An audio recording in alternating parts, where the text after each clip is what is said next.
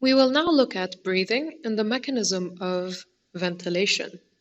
We know that we breathe in and we breathe out, but do you know how breathing actually works? We are seeing a human being breathe. We see the lungs inflate and deflate as the human inhales and exhales. So let's take a closer look at the lungs. The lungs are made of millions of tiny alveoli, which are air sacs that fill in with air when we inhale, and then this air exits them, and that's when we exhale. Now, let's pretend this person is exercising. Let's make this person go for a run. So, while this person is running, notice what is happening to their lungs. The breathing is becoming much faster. The lungs are inflating and deflating a lot faster. What do you think will happen if we go from running to walking? This is a walk. It's much slower.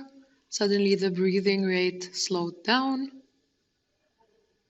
Now, if we jog, which is faster than walking but slower than running, we see that the breathing rate is somewhere in between when the person was walking and when the person was running.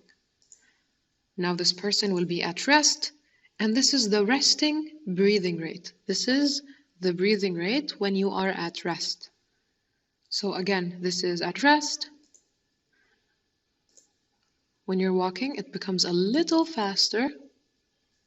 When you're jogging, it becomes faster than when you are walking. And when you are running, it becomes the fastest. Why do you think breathing becomes faster when you are doing more exhaustive physical processes?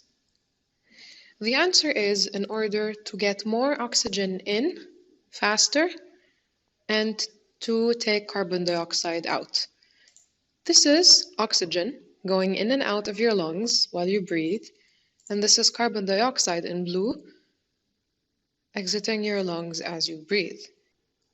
Notice how the flow of oxygen and carbon dioxide slows down at rest. So this is the very basics of the breathing mechanism.